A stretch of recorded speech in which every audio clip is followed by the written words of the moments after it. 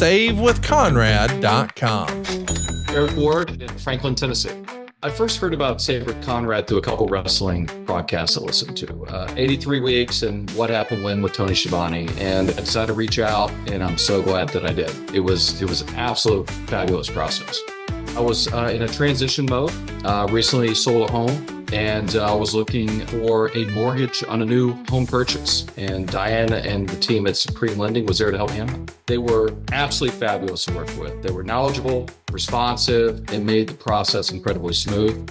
And I'll tell you this, the online portal was an absolute game changer. It provided regular updates at every step, giving me full visibility into where we were at in the process. And on closing day, everything moved so fast that even my real estate agent was shocked. I'm telling you, I couldn't have been happier with the experience and would highly recommend Save with Conrad to anyone looking for a seamless mortgage process. I'm Jarrett Ward from Franklin, Tennessee, and I got into my dream home with SaveWithConrad.com. NMLS number 2129, Equal Housing Lender. SaveWithConrad.com. Hey, it's Conrad Thompson, and you're listening to My World. And of course, we couldn't do it without the Hall of Famer himself, the greatest professional wrestler of all time, and your friend and mine, Double J, Jeff Jarrett. Jeff, how are you, man? Oh, Conrad Thompson. We live on YouTube today, pal. We're live ad free. We're not on YouTube.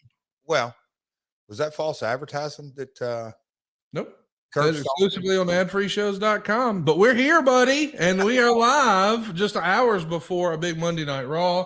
Of course, over the weekend, a lot of headlines. Ooh. We saw WWE make a trip to Saudi Arabia, another crown jewel event in the books.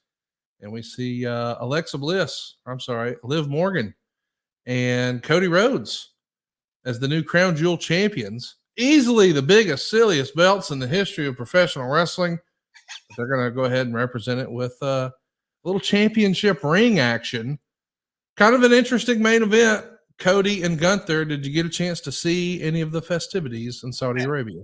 Now, Conrad, me and you, it is no secret that we have group texts, individual texts, phone calls, often communication.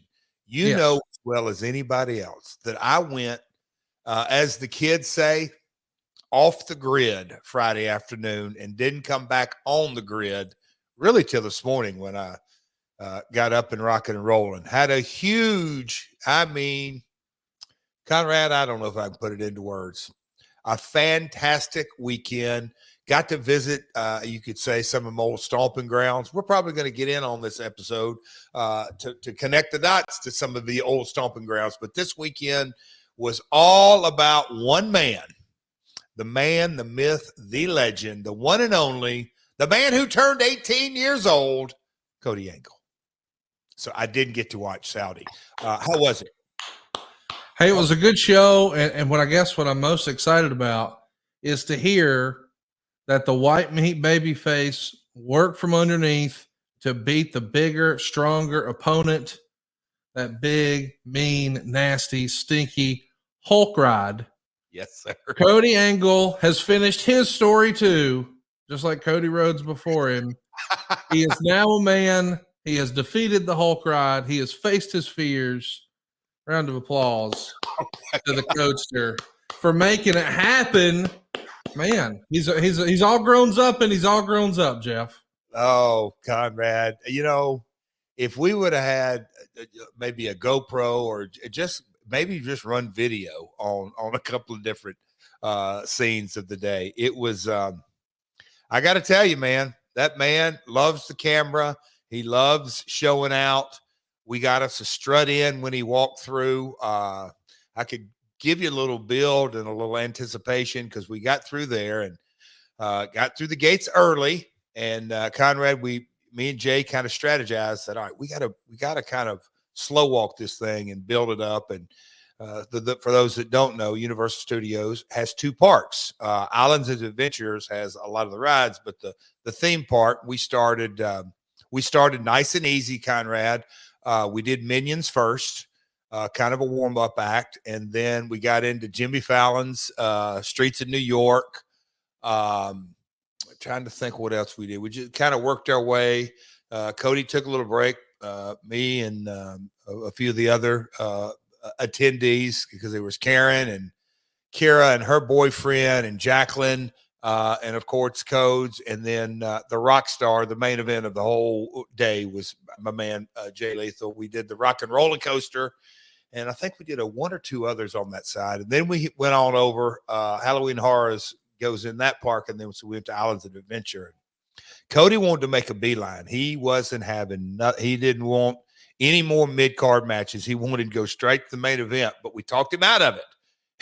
And so we went on one of the Harry Potter rides, and my God, Conrad, when we got off that, we all looked at each other and we said, Cody, if you can do that, Hulk ain't nothing. He said, I'm ready for the Hulk.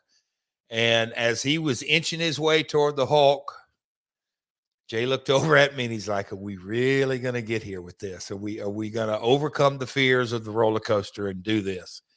Conrad, he didn't skip a beat. You have to go through a metal detector to make sure you have nothing on your pockets or nothing can fall out because you go up. He buzzed right through that. Karen's getting nervous, like, all right, here we get up there. Man, he jumped right on that thing, pulled down the harness, got on it. Buddy, he strutted off that. It was one for the ages, Connie. It was absolutely one for the ages. I'm so happy. He had a blast. He had Shout out to Cody Angle, the big 18. Shout out to Jay Lethal, too. Everybody needs a friend like Jay Lethal in their life. Can I tell you just you and Brother Silver and a few others would chuckle at this.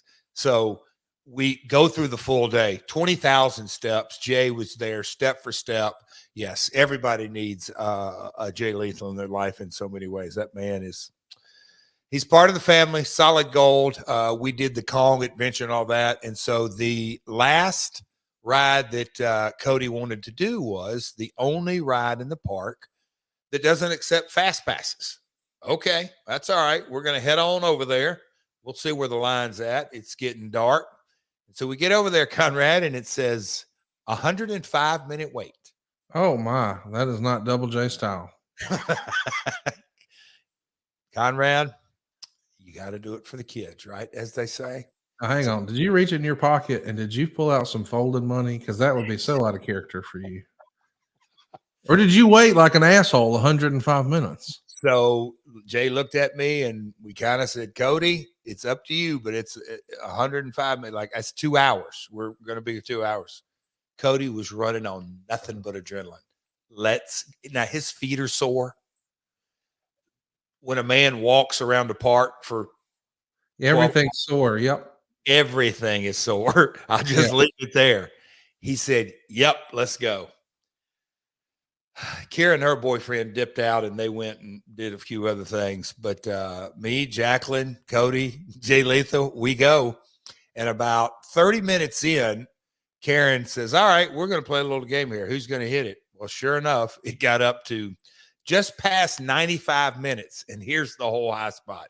So it is, I'm trying to think how it was because it was, so Jacqueline was first in line. Jay and Cody second, they were in front of us, me and Karen in the back. And we go load the people on the line. And it's a motorbike and a sidecar that fits with the Harry Potter movie. And so you two at a time, and Jacqueline got on and she got paired up with somebody just how the line fell. And Jay and Cody got on and they got on and me and Karen started to walk through it. And the guy said, whoa, hold up. That car's full. So they go and then all of a sudden, so they're in the last car of the car in front of us and they pull on off and me and Karen, here we are sitting I'm on the motorbike. She's in a sidecar. And I said, honey, we waited for 2 hours and we ain't even riding with him. So we got a big chuckle out of that, but it was fun. He had a blast, and this may not ring a bell, but we capped the night off by eating at Miller's Ale House, and that is the watering hole and stomping grounds. And there's been all kinds of shenanigans that gone down in there, but they had TV screens everywhere. It's a big sports bar with good food, and we went over there. And Cody remembers as a child. He loved the food over there. So we went and had a birthday dinner over there and sang happy birthday. And that was the night. And Jay Lethal packed up and went back to Tampa. But it was a fun-filled day with old Coaster. But me and Karen, we got to ride we waited almost 2 hours and didn't even ride with him on the last ride. But all right. What a rib. Oh, brother, you have no idea. Hey, I did want to ask you, I don't know if you saw over the weekend. I know you didn't get a chance to see the actual event in Saudi Arabia, but Triple H was quoted as saying the WWE Saudi Arabia relationship is here to stay. I know you've been studying and you've sort of been the tip of the spear, if you will, as far as international and wrestling and its impact. Pardon the pun. But what do you make of that WWE Saudi relationship, and what is the opportunity? Because I feel like we always talk about domestic, Jeff. Everybody's talking about USA or TBS or TNT, but like the world is a lot bigger than just here in America, and you help negotiate a lot of those deals on the TNA side. As you see, the honey hole that WWE's found with Saudi Arabia, like $100 million a year. Is there an opportunity for another wrestling company to do something in Saudi Arabia or a similar arrangement in another area of the world? There is absolutely another opportunity in the Middle East. There is massive opportunities to me globally.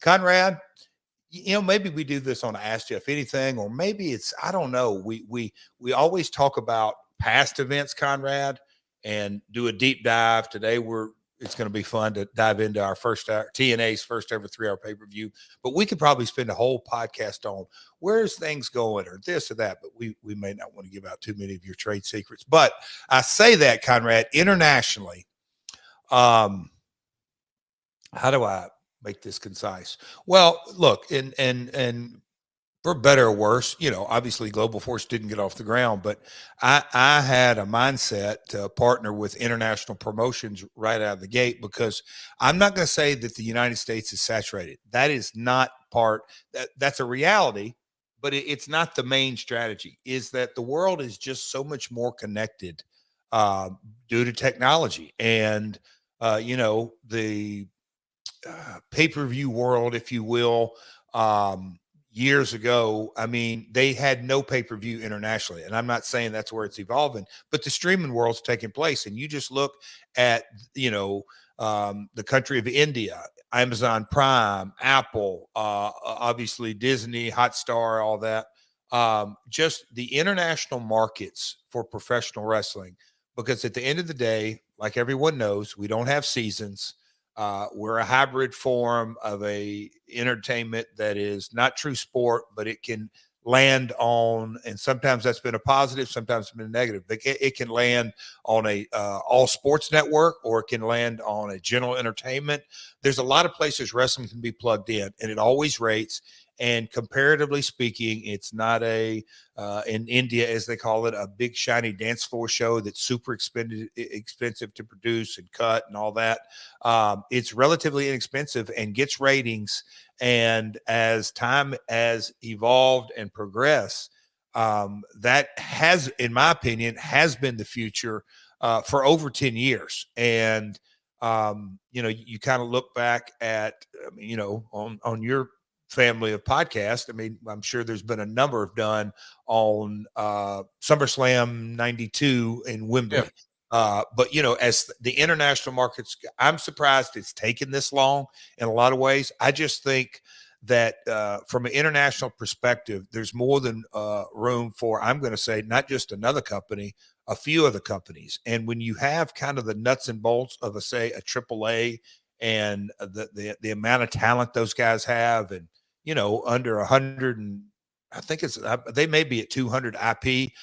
They just have a depth of talent that you can go develop other countries and kind of have an international all-star roster. And I just, I think the sky's the limit in so many ways. And you've touched on Saudi Arabia, but Conrad, I think I saw that there's many dates through Europe for, is it Raw and SmackDown that are coming up next? Well, so that's what I'm saying. I mean, the international money's there, the audience there, the growth to me has been there. So international in so many ways is the wave of the future.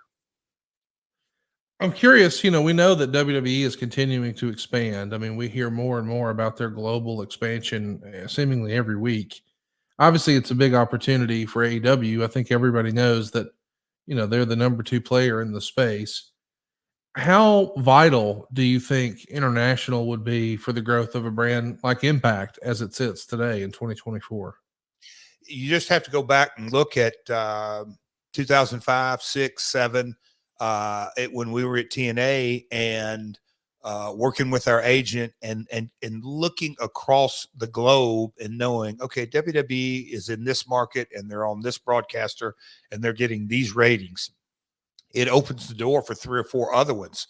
And so, the TNAs of the world, to really dive in and put a strategy together. And again, I'm going, I don't say double down, but the way technology has progressed, the biggest network or distributor in the world is YouTube, and you have massive audience sitting right there. You don't have to get clearance to get traction. That's right. That is radically different than it was in 05, 06, 07. It was radically different than, really, if you want to go back and look at 2014, 15, 16, when I was really had my nose in the ground and looking at different things about global force. The world has changed with YouTube online and the way that they subscribers, viewers, consumers, the way you can monetize YouTube. You don't have to go get a clearance, like I said, to get traction. And that's one of the things that really excites me about the growth of our industry, industry-wide. I wanted to ask you about what you know, if anything, or what your opinion is on the new WWE program, where they're apparently going to be working a little more closely with some independent wrestlers. I don't know that all the details are out there right now, but it feels like we've seen companies try things like this before. I know TNA once upon a time had a booking office to, get third party bookings through the office and things like that. I don't know how far this is going to go and what the long term plan is, but I'm curious what you thought of the announcement and what you think this may mean for the independent business. I read the announcement and I almost, and I don't want to, I'll respond knowing that I know so limited. I don't really know what it's about, other than they announced how many schools they announced. 5 bookers, Northeast, Seth Rollins, Cody's. Yeah. So, I mean, a limited amount of schools, but at the end of the day, I think it's healthy for the industry in that it is shining a light on, if you wanted to relate it to the music business, it's the bar business.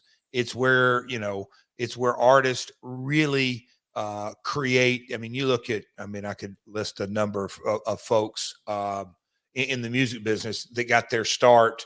There's a huge Texas scene, there's a Nashville scene, there's a LA scene, just whether any genre, but it's really the fertile soil that a talent begins to create his own persona, because the schools, you can only do so much, and that's almost like literally going to a college or whatever it is. You learn to hit the notes, you learn to strum, you learn to have a little bit of rhythm, you understand just the basics, but you got to get out there and hone your craft. So the more that WWE can rattle the cages of the independent scene, well, there's, I think, whatever I said, 5, 6, 7 schools that are being recognized. That means there's probably another 30 that aren't recognized. And I think those other 30 are going to have to up their game and figure out what's the best response to this and get some traction. I just think it's healthy for the industry in so many ways.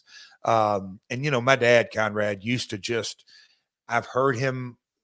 I bet I've heard him on the phone, the infamous Vince McMahon phone calls. I probably heard 1 or 2 of those back in the day. I was never allowed to stay in the room completely, but he would talk about the developmental system of the business, in that years ago in the territory days, a guy would come in and he'd work underneath in I don't know, Charlotte, and then he'd go to Louisiana and work underneath. Then all of a sudden he'd go to Kansas City and have 5 years under his business, under his belt. Then all of a sudden, boom, he hits the mid card, and then he becomes a main eventer. And then all of a sudden he can go back around the horn. That's how talent was developed. Now, for the last 20 years, how was the talent developed? It's that independent scene that slowly has grown and matured and gotten a little bit better and a little bit better and a little bit better. And guys are out there right now making a living. They're not making retirement money, but they're making a living on the independent scene, and that's what it takes. So when you can get to a big stage, you've really gone through the school of hard knocks in so many ways, and you're not just TV ready, but you're emotionally and mentally ready to step into this business where you understand, folks, this is a business, and treat it as such. Jeff, I'm not sure that I know all the details about this, but my understanding is that WWE is going to be signing individual independent wrestlers to one of these WWEID contracts. And the way I've been led to believe it works, and again, I haven't read all the details, I don't have all the insight, but I believe it is effectively going to work almost like an option that, hey, if you're approached by another major company, say an AEW, and they give you an offer, you have to come bring it to us first. And then we can elect to move you up to one of the main rosters or on to NXT or what have you, or you can go take the AEW deal. And if that really is the mechanics of how that deal works, Jeff, I just can't help but think to myself, I don't think young Jeff Jarrett would ever sign a deal like that. Because it eliminates all your leverage, right? Well, it is going through the school of hard knocks. You're saying that with the expectation that a young talent would be savvy enough to say, you know what, that eliminates my options. Most guys, me included, Conrad, there's only a few Conrad Thompsons that at 21 had it together. I certainly did, but you know what I mean? It is going to be, I think, a set of circumstances. A few guys are going to sign that and go, oh boy, what did I do? I have just set my, I've set, I've not only kind of set my options, I've set my price. Yes. And that, I think, is something that you're going to have to kind of navigate through. So there's upside and downside. Conrad, it's, man, you hadn't called up because it's right, the birthday weekend since all that came out. Well, let me tell you this before we get going, because I want you to hold that thought. And I want you to know that what I've been doing on the weekend is enjoying a little easy living with our friends at Vea. I'm a big believer in this. I know you will be too. I really, really want you to go check it out. If you haven't already, what are you waiting for? Go right now. We've got a link in the description for our show. But I'm going to tell you that if you're looking for a break from all the crowded stores and the endless gifts, you can restore your zen and embrace the natural power of cannabis this holiday season with Vea. This holiday season, unwind and recharge with Vea. Whether you're enjoying a quiet evening at home or embracing the festive cheer, Vea's premium THC and THC-free gummies will help you find your perfect holiday balance. Vea is well known for their award-winning THC and THC-free gummies and vapes and flower and soothing topicals and even calming drops. And the best part of all this is it ships legally to nearly every state in the U.S., all in discreet packaging and directly to your door with a worry-free guarantee. By the way, there's no medical card required. And if you're 21 plus, we want you to check out the link to Vea's website. It's in the description for our show. And don't forget to use our code. It's My World. You'll get 15% off. And I got to tell you, when we first get any sort of sponsor like this, they send the products to me and we vet them. And man, when I opened this thing up, it was like every color of the rainbow. They have something for everybody. I'm so impressed with this product. I think you will be too. I really, really recommend the gummies. My wife has been a big fan of some of the different products, but the gummies are a go-to for me. I want you to go try it. I think you'll be glad you did. Give yourself some peace of mind. If you're 21 or over, check out the link to Vea in our description. Use that code MyWorld. You'll get 15% off. And after your purchase, they're going to ask you how you heard about them. Please support our show and tell them that we sent you. This holiday season, enhance your everyday with Vea. So hey man, we're talking about a lot of crazy things that are happening in WWE right now, and the whole idea that a talent might potentially be given the opportunity to sign one of these deals, does it ruin their leverage? And you were saying, hey, are they even thinking that yet at that age and at that stage of their career? And what was the rest of that thought there, Jeff? Well, I mean, again, I guess being around the entertainment business and trying to look at it through, and I think it's helped me through the years, look at it through a bunch of different lenses. But Conrad, if you're on The Voice, or especially back when American Idol was red hot, there's a lot of artists that had been out beating the pavement and trying to really get a break, and then they sign up for American Idol, go through the auditions. If you get into that certain deal, they kind of lean into and make you sign a deal. We're going to put you on TV, but then we've got you for two. I don't know all the ins and outs. I think they got you for 2 years and different all that. So it's all about leverage. You hear different artists. Toby, God rest his soul, he signed a deal and bought his music back. There's all different ways. At the end of the day, here's where I'm going with Conrad. Sometimes you got to do what you got to do, but the cream always rises to the top. My encouragement to any independent wrestler out there is build your value and then understand your value, and then you create your own leverage. There's no substitute for hard work and getting over. But I do like the fact that the independent scene is getting a light shined on it. I do too. It's going to be interesting to see how this works out long term. I do think there's going to be great examples on either side. Mm-hmm. Folks who regret signing the deal and folks who make the best decision they ever made. But the idea that, WWE is still actively looking to grow and they're thinking about the future, that's a good sign. I mean, especially in a time where, unfortunately, as we heard, there's been a handful of releases. I know we both think a lot of Baron Corbin, and it was announced that he was being released. And you just take a look at a guy like that who had a great look, seemingly got heat everywhere he went, was beloved by the boys, had a great finish, knew how to get heat. It feels like, man, this ought to work. And then for whatever reason, he just didn't enjoy the success that maybe we thought he would. If you were him, what would you, because you've been in spots like this before where you find yourself on the outside looking in, and then you've got to pick yourself up by the bootstraps and say, what's next? So what would your advice to a guy like Baron Corbin be? Oh boy. Fresh off of this news. Well, you have been my partner in the podcast world. I think you're going to know the first answer that I'm going to give you. The first mindset is a gentleman like Baron, love the guy. I think he's a professional athlete. So his pedigree speaks for itself in volumes, but social media is his best friend. Or, as you sent me that text earlier this morning, Conrad, it can be your worst enemy. Yeah. your worst enemy. But you have a immediate connection. People don't click on and say, hey, I'm going to follow, as this example, Baron Corbin, because I hate the guy. No, I'm going to follow him. I have at least a mild interest. Okay, figure out how to create that funnel. And that funnel is and to cultivate that audience. And so get a strategy. You fail to plan. The old saying goes, you are planning to fail.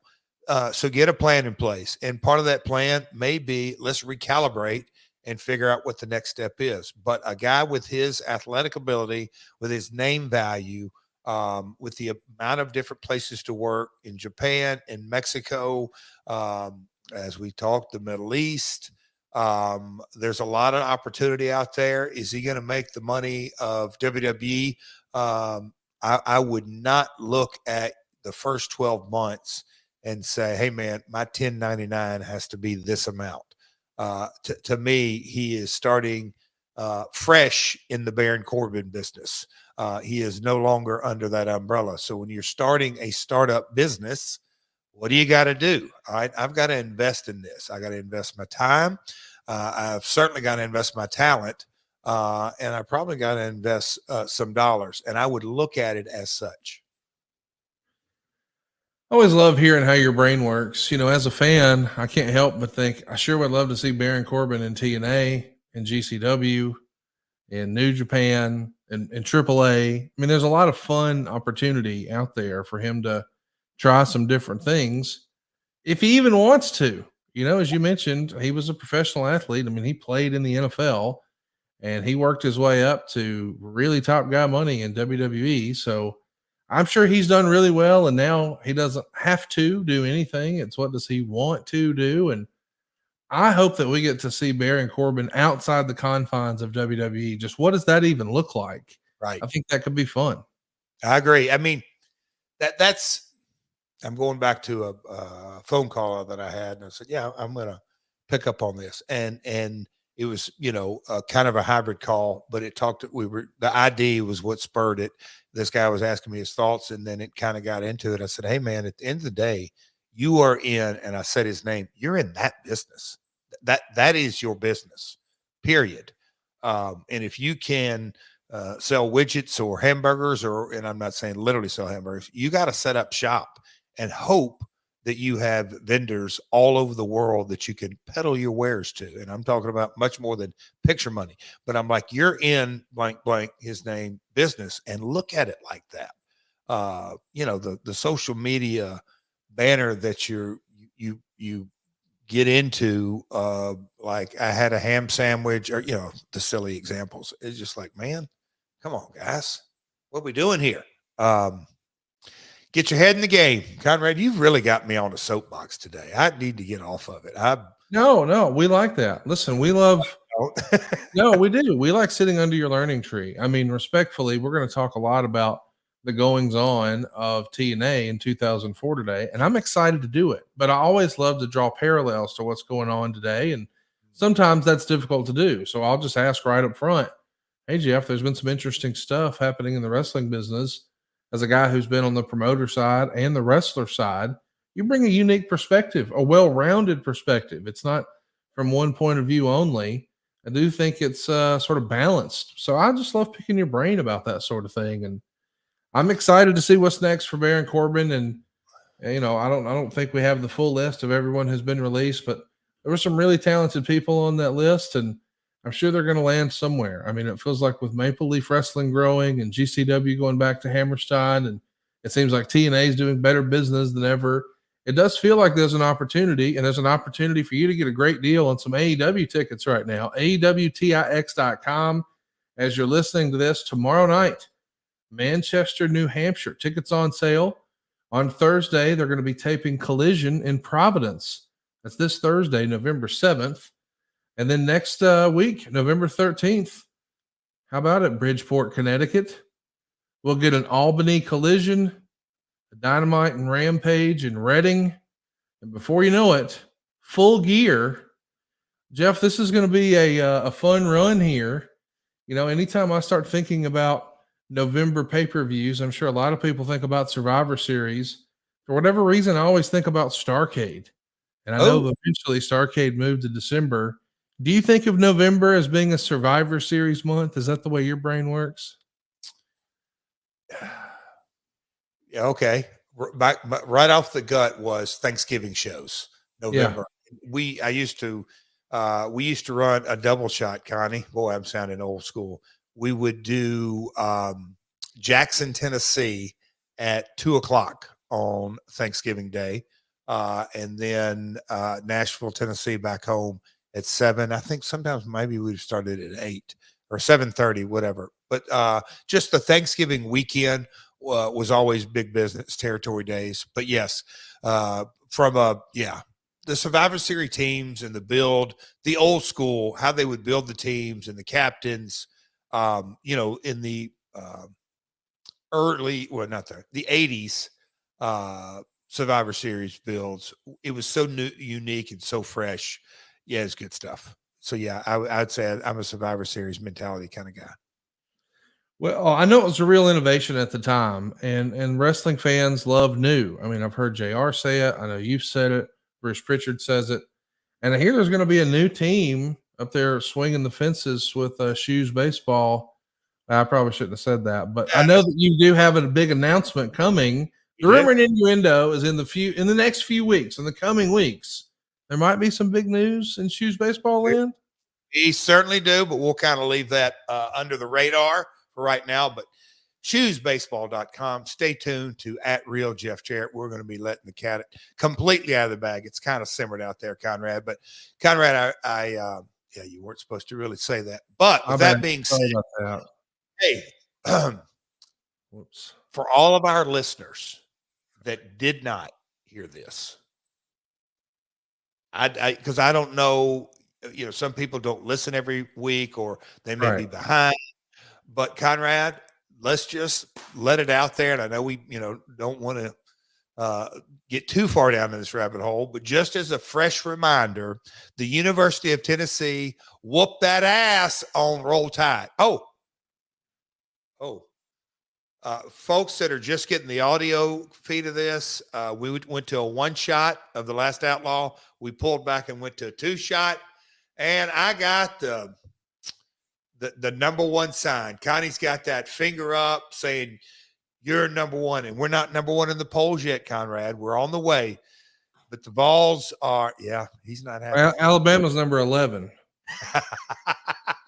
And the double bird shot with Alabama 11. They're number 11.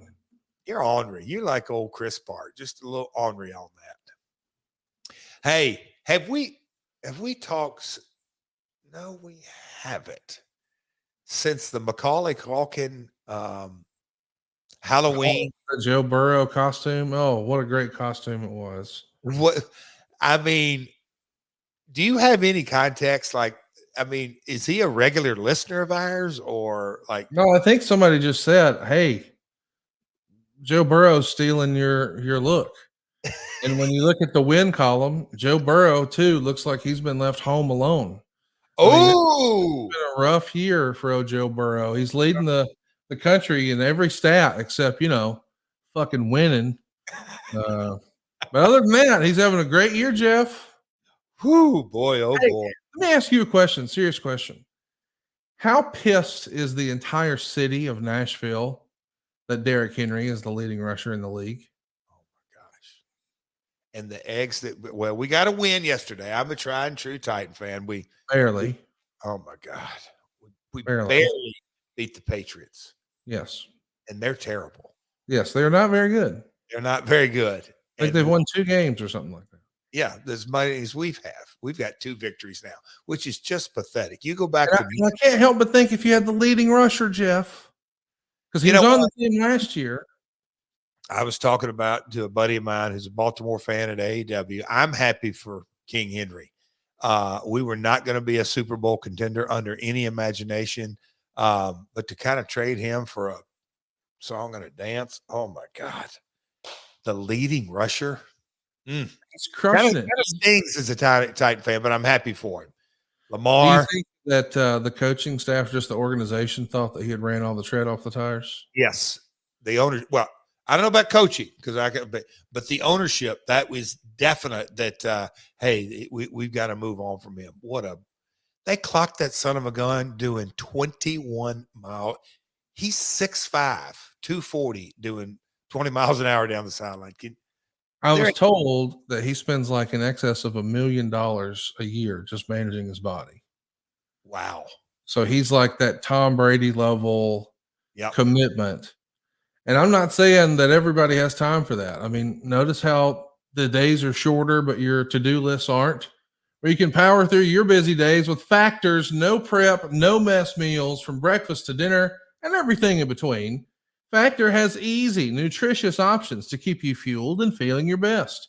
Whether you like routine or maybe you just like mixing things up, Factor's got you covered with 35 different delicious meals every week and over 60 additional convenience options you can add to your box, like keto cookies, pressed juices, and smoothies. So don't let shorter days slow you down. Stay energized with America's #1 ready-to-eat meal delivery service. Factor lets you do you. You choose from 6 menu preferences to help you manage your calories, maximize your protein intake, avoid meat, or simply eat well-balanced. Because Factor's meals are chef-prepared and dietitian approved, you're going to love not only how Factor's meals taste, but how they support your goals as well. And check this out, Factor is actually cheaper than takeout and even cheaper than dining out. Put the money you save towards that holiday shopping or just reaching those financial goals. Find guilt-free comfort foods like homestyle chicken and gravy and loaded mashed potato pork chops, or feel-good vegan options like sweet potato and chickpea curry, or globally inspired flavors like Peruvian shrimp and red pepper collie grits. There's no sacrifice in quality for convenience with Factor. Weekly menu offers are a way to treat yourself to a restaurant-like meal experience with gourmet plus dishes that feature all the premium proteins and seasonal sides like broccolini, leeks, and asparagus. And what about some truffle butter filet mignon? Or how about some garlic herb roasted barramundi? Mouthwatering, right? Stay on your A game with quality ingredients you can trust and quality you can taste in every one of Factor's fresh, never frozen meals. Head right now to factormeals.com/myworld50 and use the code myworld50 to get 50% off your first box and 20% off your next month. That's code myworld50 at factormeals.com/myworld50 to get 50% off your first box plus 20% off your next month while your subscription is active. That's factormeals.com/myworld50. So, Look at that, Connie. Just look at that. there. Look Right, at that. man. 18 grams of protein. Got my protein shake Factor. Got everybody on my block or on my cul-de-sac.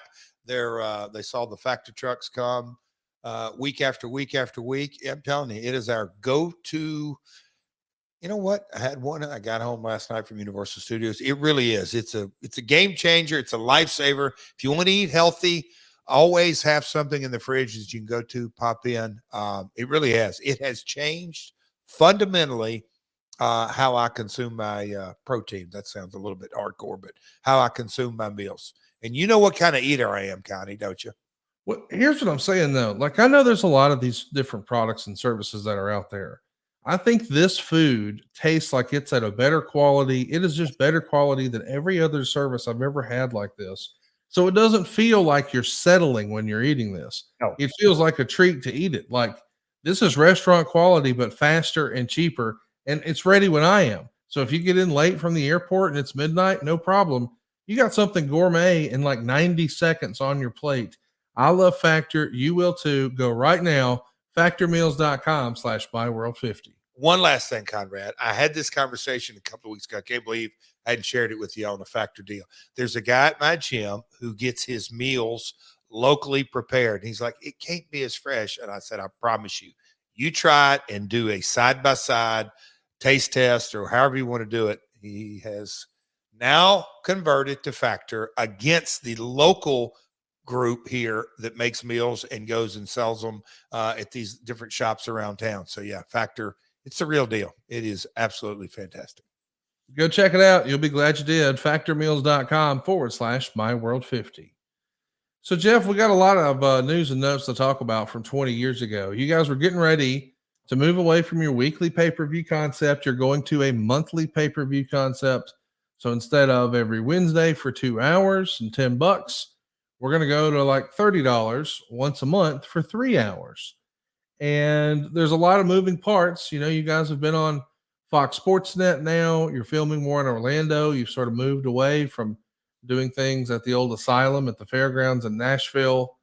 And when you're trying to figure out, hey, what is the main event going to be of our first sort of mega show, our first big time 3 hour pay-per-view, and we land on Jeff Hardy and Jeff Jarrett.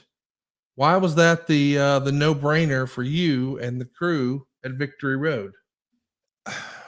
Man, the shorter answer is Hardy's star power. You know, there was a time in the 2000s when he was arguably the hottest babyface in the world. That fair enough to say, Connie? I mean, there were different spots, you know, not consistently through the 2000s by any means, but he was a red hot babyface. And we just, you know, it was a collective decision, but I certainly was leading the charge on it, that he was going to be our best option as a babyface challenging for the title. It made a lot of sense. Let's also mention that this relationship did not start off awesome. Hmm. You know, it was a rocky start. We've talked about some of that in the archives where there were missed flights and, you know, we're late and the bus is late. And, you know, there's lots of questions about will he even be here? And so there's some challenges we're trying to work through. Did you ever feel like you needed a backup plan as you're heading towards this major 3-hour extravaganza? Well, I think it comes with the job. It comes with the territory. It comes with the mindset that when you're leading a creative team, you better have plan B and C almost at all times, knowing you would rather not go to it. But with Jeff, you know, he made 1 or 2 shows for us in the Asylum days.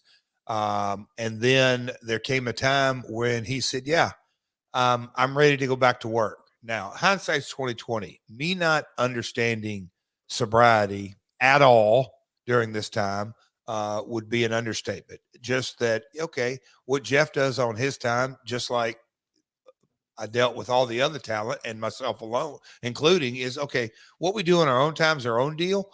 And so I had all the confidence in the world, and, you know, maybe a trait from my father, or I don't want to blame him, but just being a little naive that, you know, I really probably didn't take, I was more the delusional optimist, or just wanting something worse than the reality is. I didn't really completely, and maybe I just turned a blind eye to what was really going on with his situation, and I'm not saying his home life, but what he was doing in his extracurricular activities. But he had given me his word. You know, we go back to the mid '90s, and at this point we'd been friends 10 years. Jeff wanted to do it, said he'd be there, said he'd do it. Yes, he missed a few flights, missed a complete day of taping once, maybe twice. But you know, we like I'd seen my dad do 1,000 times or more, because of injuries or missed flights or whatever it may be. You gotta have to figure out how you're going to get to the finish line. So I want to ask you, you know, when you, and this is going to be an uncomfortable question to ask, but I don't know another way to do it. Is this one of those deals where at times in the wrestling business, just as a business owner, as a guy who's just trying to get the match in the ring, is this one of those circumstances where it's like, hey, I don't know and I kind of don't want to know as long as he can do his job?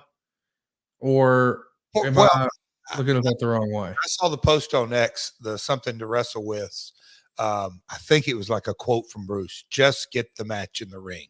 Yes. And yes, I've heard that. God Almighty, I don't know how many times. It kind of hit me on how many times you can drop different scenarios into that bucket. So, Conrad, what you just kind of framed, hell yes. I don't want to know. I don't care to know. It's none of my business. Let's just get this thing going.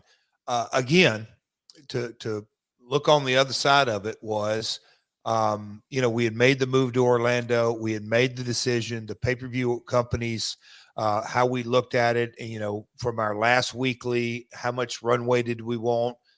Not just from a business point of view, but what's going to be the best Sunday for us to land on, that we were steering clear of, obviously, the WWE October and November, and I'm sure December factored in there, but, you know, trying to steer clear of the WWE pay-per-views and whatever boxing things or MMA things that may or may not have been going on. How are we going to land on that weekend? And once we got that weekend, then you get a main event, you kind of back book everything from there. So there was a multitude of challenges at this time. And like you just said, how can we get the best match for the box office attraction in the ring? And that was the mindset. When do you think that changed? I don't think that mindset mentality exists today. I think today people make more decisions about, oh, what's in the best interest of the health of the performer, or that sort of thing. But for years and years, it was always, hey, get the match in the ring. I mean, there's even a famous story that Meltzer tells about the British Bulldogs. Dynamite couldn't even walk to the ring Yeah. but they got him out there so they could drop the tag belts. I mean, we've heard a bunch of stories like that. Even Shawn Michaels at WrestleMania 14, Yep. he was having some issues, and they got the match in the ring. That was what Vince's father had drilled into him, and then Vince drilled into Bruce. And we're seeing, and we're going to be talking about where, hey, we got the match in the ring. But I know that eventually, the attitude on that sort of thing would change. And I think when we started to see so much tragic news out of WWE, and you would see Vince McMahon on like HBO Real Sports and being faced with these hard questions about what responsibility do you accept, as when all of these wrestlers die prematurely. And we saw Vince's response. Thankfully, you were never in those crosshairs in an interview like that for TNA. And well, you didn't have near the number of tragedies on your watch in TNA that happened in WWE. But when do you remember that attitude seeming to shift about the way get the match in the ring may have evolved or changed over time? Okay, because I think we're not going to completely talk about apples to apples and oranges to oranges. If a guy's hurt, it depends on what all goes into that phrasing. Let's get the match in the ring. If a guy has, it depends on I guess you could say the issue.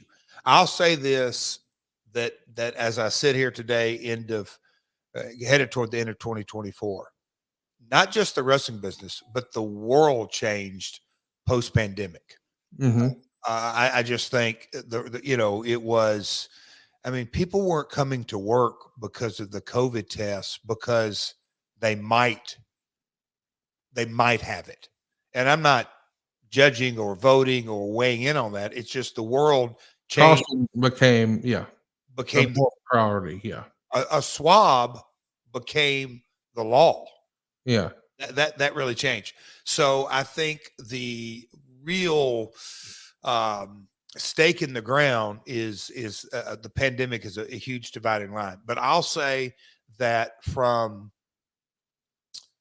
oh boy, because you can just kind of look at the Benoit tragedy, and there's more tragedies along the way that over time, the awareness of maybe, okay, a man's health, we need to be a lot more aware, because things, look, social media, pre-social media, things were so, it would be between promoter and talent and maybe one other person, and maybe the referee didn't even know.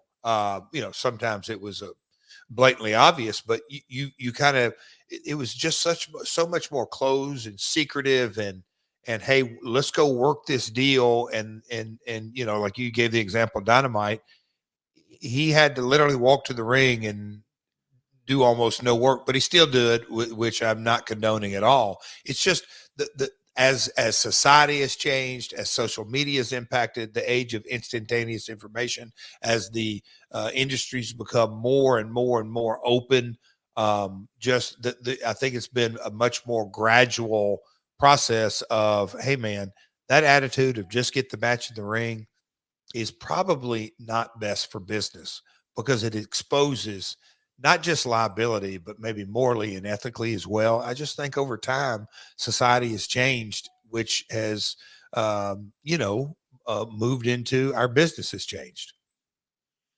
Let's talk a little bit about. That's a really good question. Do you have, I'm sitting there, my wheels are changing. And you've got, because you're doing all these pods, when do you think it changed? This show, Victory Road 04. I think we started thinking about, and obviously a lot of people's opinion on addiction changes with experience. Mm-hmm. And people who have someone who's been through that starts to really understand that it really is a disease, as much as maybe they didn't once want to believe that. And I think that when we saw something publicly, it was sort of sobering as a fan to think, hey, this isn't all just funny haha. It was a reminder that these are real people. They're not really the Undertaker. Like, he doesn't have a driver's license that says the Undertaker. I mean, I guess the Ultimate Warrior did, but you get where I'm going. That's a character. This is a real person. Yeah. And when you saw that on display, that was just a couple months later is when we lost Eddie. And, a couple of years after that is when everything happened with Benoit. And I think everybody just got a lot more sensitive. I mean, this is the era where we started, we're not quite there yet, but we're just a few years away from starting to learn about CTE and all of our opinions on all that stuff changing. But I think this might have actually been the start of. Now, hold on. This isn't the show that I think you're confusing the two. I think so, Conrad. Okay. The 04 Victory Road, me and Oh, yeah. I mean the Victory Road from a few years later. Yes. That's okay. We're on the exact same page. That show or that set of circumstances, I don't want to say wildly misunderstood, but there were so many different opinions on that. Yes. That how did that happen? Or why did he go to the ring? Or wait, I just saw him 30 minutes before he went to the ring. Okay. I'll give that to you, Conrad. There was a lot of discussion about that Victory Road. Was that Victory Road? Yeah, it was. Yeah, it was. It was 09, I think. Steve. Hey, let's talk a little bit about Kevin Nash and Scott Hall. Oh boy. By the way, I don't know. I know you don't watch a lot of Netflix, but there is a hilarious show that's so stupid. I love it. It's called the Detroiters. I guess it was on Comedy Central before. I love Tim Robinson. He's awesome. And I just stumbled across it, and I watched a few episodes with a friend of ours. And I'll be damned if out of nowhere Kevin Nash didn't have a cameo in that. No way. Yeah, just saying. I know you don't normally watch TV, but you should check that out. I think you'd like that. Okay. I mean, because it's funny because you hear his voice before you see him. And I said to the person I was watching with, that's Kevin Nash. Yeah. And then sure enough, because he has a very distinctive voice with the big reveal, I'm like, what the everything's wrestling. What the hell's he doing here? Yep, exactly. But he was going to be a part of what you were doing here. He's going to be coming in around the same time just to catch everybody up on the timeline. Now you've got Fox Sports Net. Now you're going from weekly pay-per-views to monthly pay-per-views. So we got to keep building. We need some more names. Kevin Nash and Scott Hall are coming in. And I think people think it's going to be assumed that they're certainly coming. Maybe they don't come in as fast as we originally thought based on the way it was reported in the newsletters. But they're even referred to as being outsiders, not the outsiders, just people who don't work here, outsiders, not a capital O because WWE has that trademark. Why did you think that it was so important to have Scott Hall and Kevin Nash be a part? And was anyone against the idea feeling like it might be to quote unquote WCW? At this time, oh boy, you've set the stage well, but so we're 2.5 years into weekly pay-per-views, almost 2.5 years, and we're going to make the jump to monthly. And so there's a bit of a cadence and a weekly. And so AJ Styles had been with us 2 years, James Storm, we'll call it our homegrown guys. There was a sense of the boat being rowed and the Fox Sports Net. And, there was a lot of to be said about the relationship with the Fox Sport, both good and bad. But we knew, and the limited data, but the data we got, that we were doing good to extraordinarily good on, but again, Friday afternoons. But we all knew, all right, we're going to monthly pay-per-views. Let's shake up the bushes. Let's get as many big names, not as many. Let's get some valuable names to get up there. And when I called Kevin and Scott and kind of laid things out, I said, hey, man, we're not talking in a year deal. We can't afford you, but can we figure out a series of dates? And they both were like, yeah. I remember both of the phone calls. Scott Hall's kind of vividly, he's like, Kevin, this ain't, and I said, like, hey, man, it's 6, 8, 10. You guys kind of tell me, what do you want to dive into? But we're doing our first monthly pay-per-view, and I'd love for you guys to kind of, you don't have to have a match, but you're a part of this whole build, and it's me against Hardy and everything that's going to go into it. And just look, those two guys in 04, they're only a few years removed from, just the biggest box office attractions in the entire business. And so that was a part of the mindset. Let's get them out there up front and hopefully make some noise to sell some pay-per-view buys. I've always been fascinated with the politics of them coming in, because it does feel like, even when they came back to the WWF after WCW had went under, a lot of the locker room seemingly didn't want them there. Their reputation preceded them, I believe is the phrase. And so now when they're coming in here, you're going to see more of the same. And I know we play some of that out in storyline with the homegrown talent, if you will, the Samoa Joes and AJ Styles and things like that, taking issue with these, older, more established stars coming in and taking the top spots and yeah. It's an age old story. But why do you perceive that there was ever any quote unquote real heat in the first place? Like, I don't view that there were dollars that were earmarked for, hey, we're going to give away this amount of money. Somebody's going to get it. And well, Scott Hall and Kevin Nash, well, they got it. And I know that it's a lot more complicated than that. It's not really the way it works, but you're going to be dealing with that again here, but you're also a wrestler. So how did you view with that perspective that you were hearing about from other guys? Well, and I'm not going to say everyone, but most people that are listening to this podcast, to go back 20 years where the industry was, again, coming off the heels still relatively, okay, WCW has been dead 4 years. The monopoly was in full effect. AAA, New Japan, just these international promotions were really not on the radar, if at all. And so it was the WWE and then this little bitty upstart, and then nothing like the independent scene. That's what I'm saying. The business was just so entirely different. And we encouraged everybody, and we knew our realities. When you have, I call him a gray-headed Jarrett, but I'm saying that respectfully, a guy who had promoted wrestling, and our family had done it since the 40s, basically say, hey, man, all we're asking for you is, the Wednesday days, 1 day a week. The other 6 days a week, go work your ass off. Go work anywhere you want to work, make as much money as you want to make, do everything you can, because in reality, you're going to help us. And then we went to the Sundays. Okay, so we're kind of asking, the TV tapings, but it's still, we know we're not making the talent a full-time living. So we encourage them to go work everywhere else. And if you didn't, hey, man, that's kind of on yours, because we're at least giving you some type of platform. Obviously, this is prior Twitter, prior Instagram, prior Facebook. YouTube was, not even born by now. So again, it's a completely different world.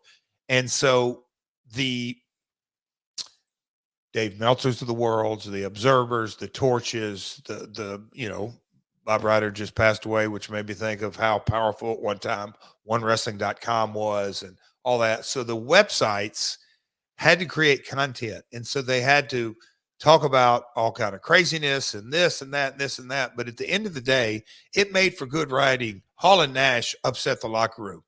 Hall and Nash did this. Hall and Nash did that, all that. But the reality was, the people that were on our, we'll call it our weekly roster, to get the opportunity for Kevin Scott to be on our show, they welcomed it, because they knew, hey, boys, these are big stars.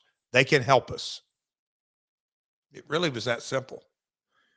Let's talk about something that maybe wasn't so simple. A misunderstanding, perhaps, or maybe this is the way it happened, with Joe E. Legend. It's in the Observer that he had been ripping on you and Dutch Mantel pretty strong. And I guess there's some hurt feelings because he has some unkind words to say about your wife Jill's battle with cancer. Are you even aware any of this is going on, or are you finding out all of this years later? Yeah, I never knew. Well, not years later, but I'd say it was months later, but I never knew any of the comments about Jill. I remember Dutch saying a month or two after it happened, hey, man, he took a pretty good shot at me too. And I said, oh, we're in the same club. But stuff like that, whether it was Joe or whether it was any other talent that may take a shot, whether it was words that got back to me, because it's funny how news used to travel. It used to be conversation to conversation to conversation to conversation, and then it gets back to whoever it may be. Now it's almost instantaneous. It's in a tweet or a post or this or that, or, just the exchange of information, but it always kind of circles back, and you have to take everything with a grain of salt in that, okay, they ain't happy. They wanted a bigger push. Their interpretation, and look, I've never professed to be perfect, but their interpretation on what our plans were for them and it's a big miscommunication. They had plans that they thought they were going to be headed down one road, and we had different plans, but it still happens to this day in every wrestling organization and every country in the world. It's just how it happens. Creative, talent relations, booking, there's always going to be folks at odds. It's just the nature of the beast. Man, it's just it's wild how quickly this negative stuff just blows up. Here's what's written. I guess this is a recap of what Joey Legend had to say. TNA was a disaster and a prime example of having good nature taken advantage of. Jeff Jarrett promised me many things in order to entice me to come back to Canada and work in Nashville for him, and that lying scumbag broke his word on everyone. Money, gimmick, push, bookings, absolutely everything was a complete lie, and I consider him the lowest form of life in the world. I was just in Switzerland on a show that I'd gotten Jeff booked for last year before he showed his true colors, and I had every intention of kicking 5 shades of crap out of him in the locker room. Had no intention of hiding my feelings and told several of the others to please just stay out of it while we had it out.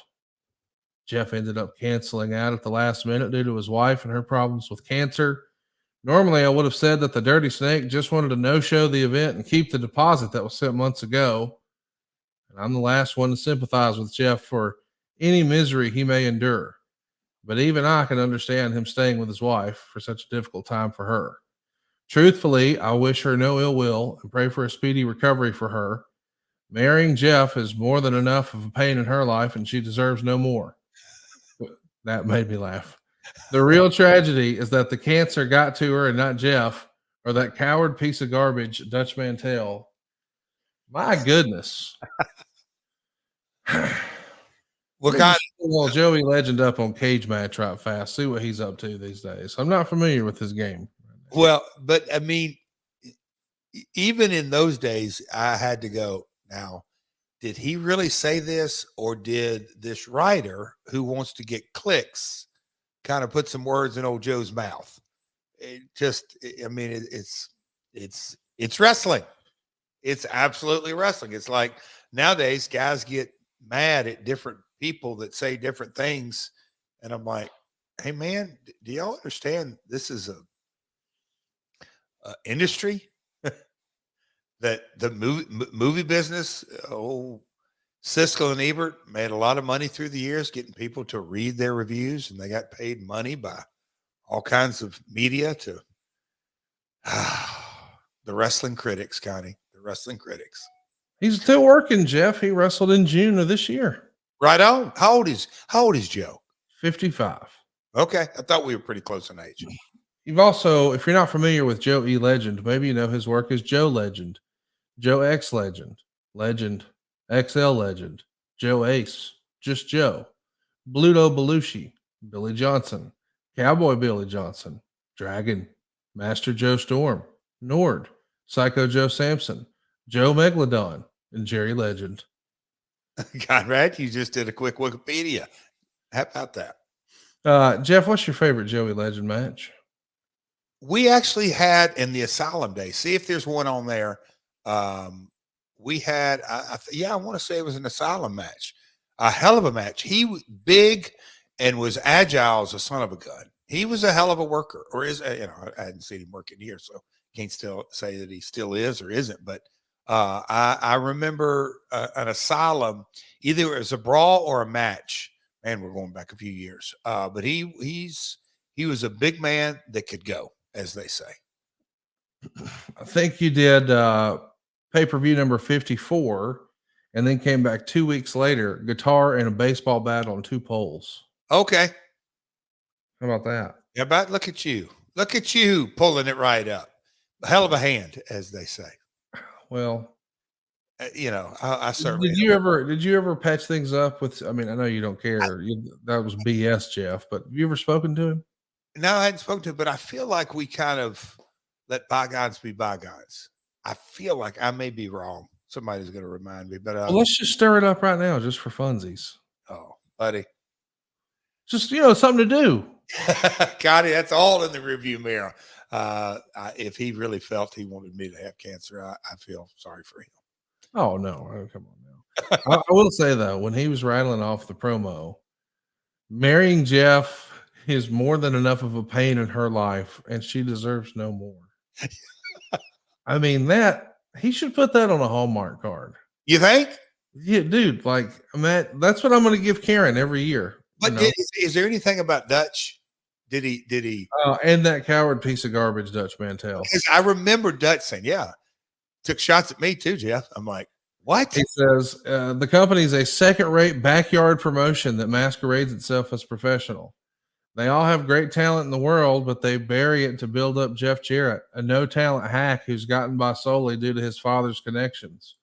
Regarding WWE, he says, they had me cut my hair and act like a bitch.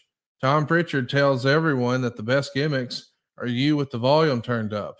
I have 4 black belts, and I've had 4 offers to finance me to enter the UFC. They gave me a gimmick that was destined to fail from the start, had no future, and led me to unemployment within a year.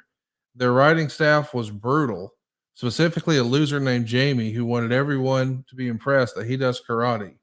I guess that a guy who would never be on camera should try to get over as a tough guy instead of improving himself at his job. And he sold me out for a few cheap laughs that took the thing nowhere. But I guess if you've been watching the product for the last few years, you've seen firsthand what I mean. So listen, I've got it figured out. When it comes to Joey Legend's career, it's Jeff Jarrett's fault. It's Dutch Mantel's fault. It's that asshole writer Jamie with WWE's fault. It's WWE Creative's fault. It's the actual office. It's the guy who told him to cut his hair. It's Tom Pritchard. I mean, do I have it about right? I didn't know that he took shots at old Tom Pritchard. I mean, everybody's catching strays from this motherfucker. I know they might say you're a has-been. He's a never was. But maybe he'll get a Lumen. He'll get his ass in shape, and he'll come beat the shit out of both of us. Lumen is the world's first handheld metabolic coach. It's a device that measures your metabolism through your breath. And on the app, that lets you know if you're burning fat or carbs and gives you tailored guidance to improve your nutrition, your workouts, your sleep, and even your stress management. All you got to do is breathe into your Lumen first thing in the morning, and you'll know what's going on with your metabolism, meaning whether you're burning mostly fats or carbs. Then Lumen gives you a personalized nutrition plan for that day based on your measurements. You can also breathe into it before and after your workouts and meals, so you know exactly what's going on in your body in real time. Lumen gives you tips to keep you on top of your health game, and here's why your metabolic health really matters. Think of your metabolism as like your body's engine. It's how your body turns the food you eat into the fuel that keeps you going. And your metabolism's at the center of everything your body does. So that means when you get that in check, buddy, it has a whole bunch of benefits. Easier weight management, improved energy levels, better fitness results, even better sleep.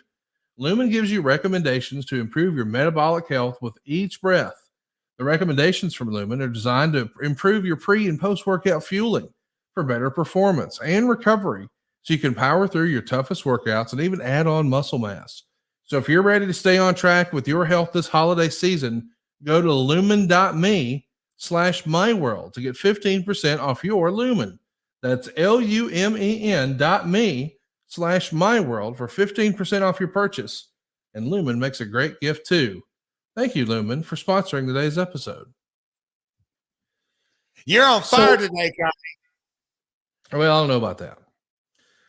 Let's talk about a match that happened with Raven and Monty Brown.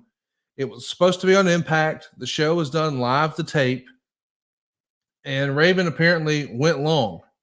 and that's going to mess some things up here in production.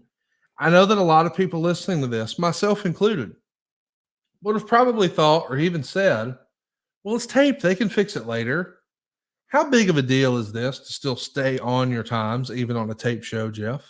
And when, oh boy, the amount of times that I've had sidebars with veteran talent, because most vets will go, well, they want to mentally, they'll go, okay, if it's not live, it's post produced. They're going to be able to clean all this up. So I just kind of get close to my times, and they'll clean it up and tighten it up and make me look good. And I mean, a good post-production house, shout out Kevin Sullivan and the crew back in the day and others that, to really tighten things up and just make a show, just click, click, click, click, click. Most vets will go, okay, they're going to clean it up. I don't have any issues with it. Well, during this time in TNA, our budgets, our turnaround time, and I say, if we shot this on one day, it aired maybe the next day. And so we had less than 24 hours to get it out. So we did what you call live to tape. A lot of times live to tape, there are no real cleanups. It's maybe a 3-second pull up here. It's Conrad.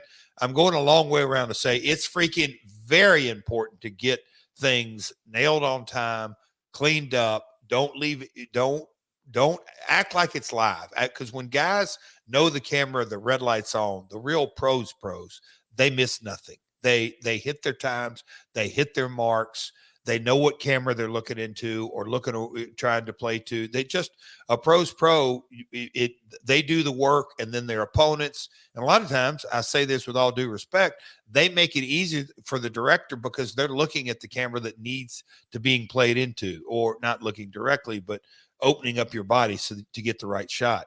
Post-production is a completely different deal. It's like, okay, y'all do the work for me. So in these days, it was super important. But a guy like Raven, even if I would have pulled him aside and said, hey, man, Scotty, we really need you to hit your marks, and this is live to tape. We don't have time to clean it up back Nashville. Okay. That went in one ear and out the other. Went out there, and he went long with I don't remember this specifically, but I do remember there was a mess here in post-production. Well, one of the messes allegedly is Monty Brown is upset after the match, saying he felt like Raven took too much of the match. Maybe fans were going to look at him not so much as a championship contender. I mean, Monty Brown was one of your hot properties. He was getting really hot here. And we have heard about really smart veterans using some of the old tricks of the trade to make sure that they're staying over, sometimes perhaps at the expense of the young guy. And people are still making accusations like that today, and they've been doing it for the last 30 years. Do you think Raven was guilty of taking advantage of Monty Brown here? Not only in going long, but taking a larger percentage of the match than maybe he should have.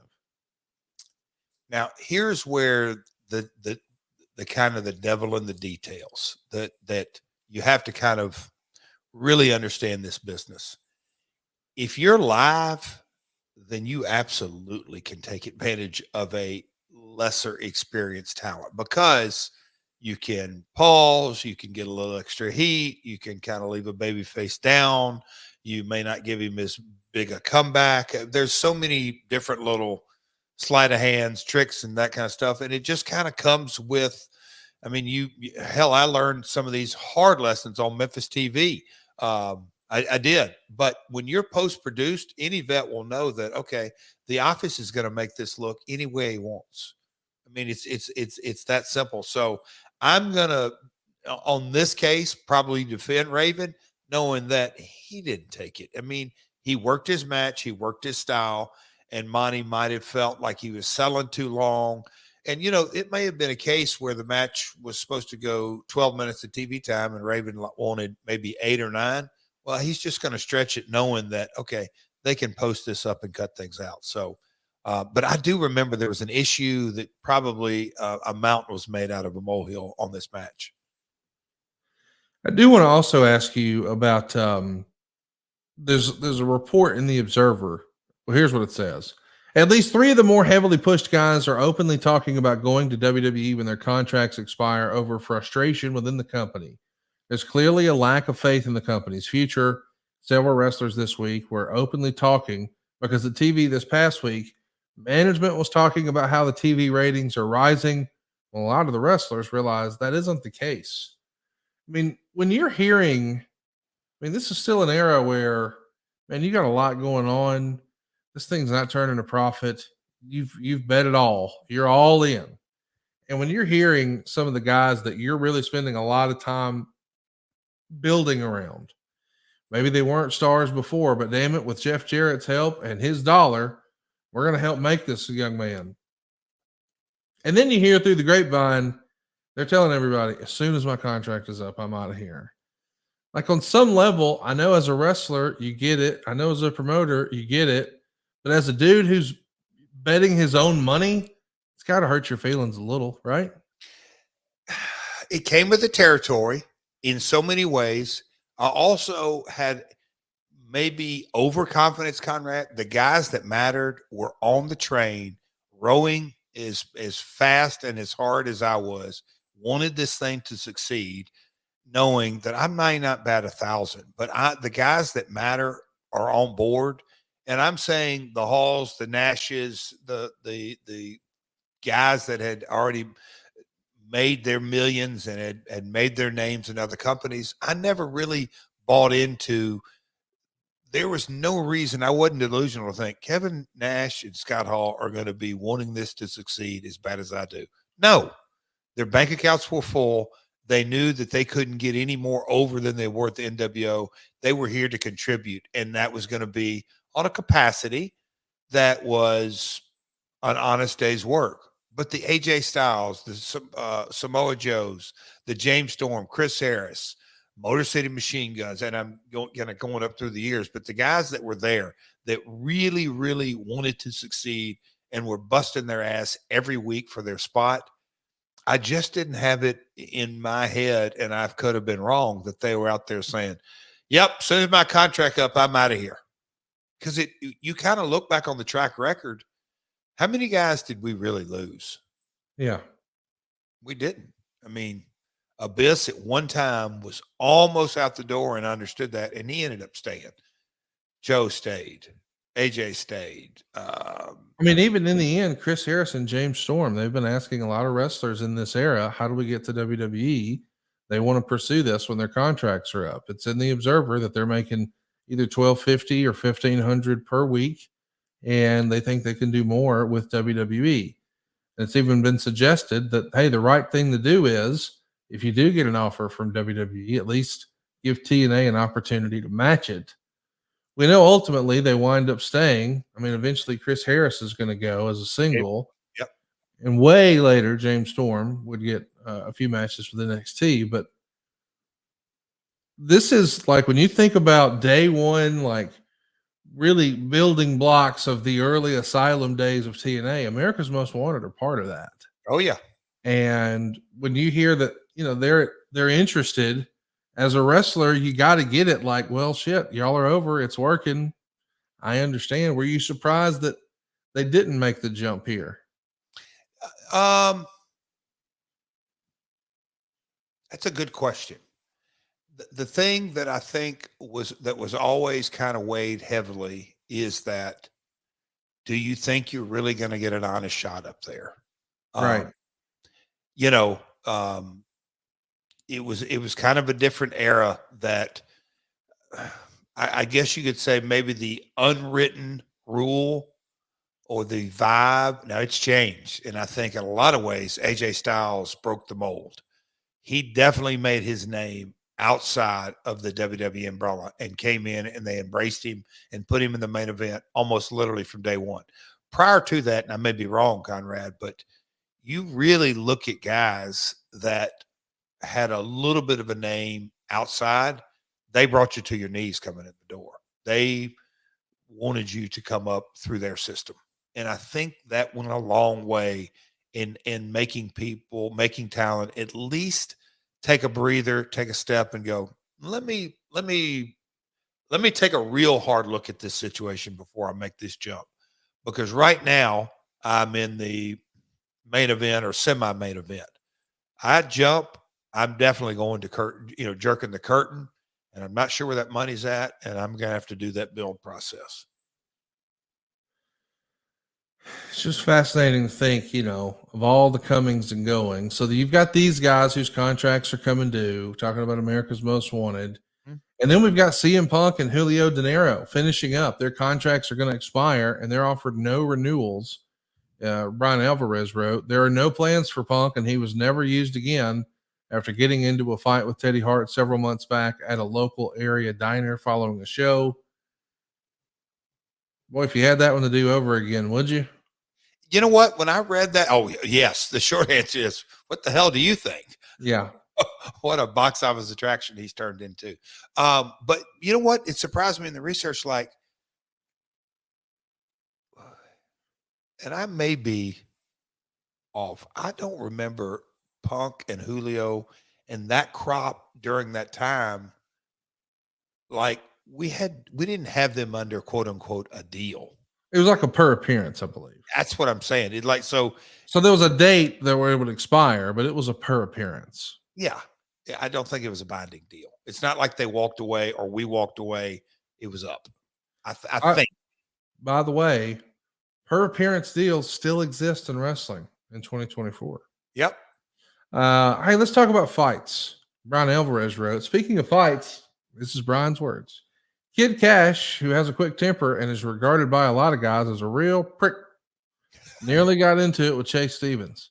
The gist of the argument is that Cash sees himself as the grizzled ring veteran and thinks young punks like the Naturals have it too easy in this business. Apparently, Cash also made some sort of comment about how it made the business look bad when Andy Douglas got stabbed in a bar fight. Anyway, Stevens got pissed and they almost went at it until Monty Brown broke it up. Cash also has started a fight with Abyss recently that ended up going on the ground, with Abyss basically sitting on him until it was broken up. The money I would have paid to witness that. My God, you got to tell me about this. What do you remember? We've got to do a story time with Dutch or maybe get JB on here. I don't remember Abyss sitting on Cash. Now, look, Cash has his reputation. Me and him always, look, I think I probably pissed him off a couple of 15 times, but we had a working business relationship. I knew he pissed everybody off. Him and Dutch had a good working relationship. Cash didn't mind speaking his piece in the dressing room, but I always looked at that kind of scenario. Cash, and I'll call it the office or the booker or whatever it may be, he was pretty much, he's a lightning wire, but pretty much business. Now, him with the boys and the other guys and the talent, he didn't give a damn, and he didn't care who he pissed off or how he pissed them off or whatever it may be. A young Chase Stevens, an old Chase Stevens, you don't mess around with. Chase has two lethal weapons called his fist. He can take care of himself. So, but I did this whole paragraph of research, I don't recall any of that. I will say this, the Naturals, Andy Douglas, it talked about a bar fight and getting stabbed and all that. That one man went through a real rough time in his life. Conrad, you talk about a fantastic success story. Andy has turned his life completely around, and now he got a wife and kids and family, but he runs a chiropractic office here in Nashville, Tennessee. So shout out Andy. But yeah, him, Cash, Chase. Oh boy, can you imagine Abyss sitting on his big ass sitting down on Cash? I love that visual. I mean, we gotta recreate that one day. Hey, I want to talk to you about Jarrett Clark. I mean, this was a guy who got my attention. I saw his work. I do. I saw him in Florida on the Indies. He was working for like FIP and stuff like that. And then I saw that he was getting a shot with you guys. And very early on in Fox Sportsnet, maybe the first episode, you guys had him do that 6:30. It's just a spectacular looking finish. At the time, not a lot of people were doing it. He may have been the only one or one of the only ones. But I mean, he had a different body type. I mean, he was a thicker dude, almost a Rob Van Dam type body type doing it. And it was something to see. But apparently, we got our wires crossed. Here's what's written in the Observer. Many in the company thought that he had changed the finish, as the original finish was supposed to be a roll up. They wanted to protect Lovett because there have been thoughts of doing something with him down the line. Terry Taylor, not knowing the finish was a roll up or any of this, told him he could do the 630. He never went back to management or the original agent to clear it. Supposedly, as retribution, management told Shane and Kazarian to work very stiff with him on October 5th. Clark came out of the match with one broken rib and two cracked ribs from very hard chops and kicks to the chest and a hard kick by Kazarian. Clark, showing his lack of savvy, then came home and didn't tell the story, but did address a lot on his website, saying he was feeling dejected and listed a bunch of lessons he learned at the show the day before, including don't get on the massage table, that if a second agent changes what the first agent did, make sure to report it to the first agent. He also said he was reprimanded for getting more than 2 moves in on a hot tag and said, everyone knows what's going on but you, was said to him in reference to the fact that a lot of the wrestlers, as well as his partner Bats, knew about retribution coming in the match, but he had no idea. He went to the doctor after the show, who told him he needed to take some time off to let his ribs heal. So naturally, because he needs the money, he's not taking any time off and working indie shots. This sounds as if he's positioning this like he got punished. I don't know how much of that's real and how much of that is just shit happens. I'm sure you've heard this story. Now, Sure. Conrad, look, first off, I am super impressed that you know your Florida independent scene. Yeah. Yes. So your fandom was kind of rocking a little bit during this time. Oh, I was paying attention in 04. I got back in 04. I'm blown away. But no, I had look, first time I knew that Jarrell had a website. And I didn't. So he said he made a mistake by getting on the massage table. Is that basically a man of his stature in the dressing room shouldn't get on because he should leave that to main event guys? Like, what was it sexual? I don't know. Oh, come on. But I just like, how did he position that? Just the whole thing was kind of bizarre to me. But man, the dude, super talented, but it doesn't surprise me about the man. If I had $1 for every time the miscommunication between agents in the truck, how it happens, it's just talent to agent, agent to truck. There's always somehow a breakdown of communication, and I get it. But at the end of the day, the talent, if we want you to shoot, if we're going to shoot you, and no matter what kind of 630, 360, whatever kind of move you're going to do, if the truck doesn't capture it, isn't it kind of all for naught? Yeah, So it's counterproductive. Yeah. And so that's just like the hard lesson to learn that, hey, if you're going to change something, that's okay. But make sure everybody knows so we don't miss it. Oh, those were some tough lessons to learn. It's a growing pain from becoming, respectfully, an independent wrestler to being a television wrestler. It is. That's something that if he was just been doing independents or DVDs, that doesn't really exist there. But to be a television wrestler, you have to do that. Yep. So to make sure he didn't do this again, you ordered your henchman to go break his ribs. Is that right? Hell no. Terry Taylor did. No. Relations. See, I don't remember any of that nonsense. I really don't. Do you believe that ever happened? No, I don't. I'm saying, have you ever heard about it happening in wrestling? Do you think at any point, like we've all heard about? Oh, wait, like the Acolytes and Public Enemy in WWE. Yeah, just go out there and eat them up and kick their ass. For sure. Danny Fargo said, "Shoot me off. Go for a backdrop." And I shot Danny off and went for a backdrop. And he had no intentions of me giving him a backdrop. He punted me right in the face. Out came blood. I mean, there is absolutely receipts in wrestling. But what I'm asking is, do you think it was do you think there have been hits ordered by the office? Like Oh, in the WWE, we were under the impression that the Public Enemy had pissed off WWE, and APA was told, go eat them up. And I guess there was a discussion about, hey, how are we going through the tables? Because that's Public Enemy's deals. And they didn't want to go through their own tables in the match because they were supposed to lose. And allegedly, Ron said, well, if they don't want to go to the tables, we'll bring the tables to them. And it was an ass whipping. And we've seen that a few times. Like in Memphis, who did Coco Beware beat the shit out of? oh, there's been so many countless. Larry Latham, God rest his soul, Moondogs. He hit a job boy with those during the Moondog angle with the 1x6s and all that kind of stuff. And there was a couple of guys that Larry got aggressive with. Well, there was a tag team that came in, and Larry really didn't do anything that he hadn't done the prior 10, 12, 14 weeks beforehand. I mean, that was kind of the that was the running storyline. Moondogs, back in those days, we had it called a job match. Now you call them enhancement matches.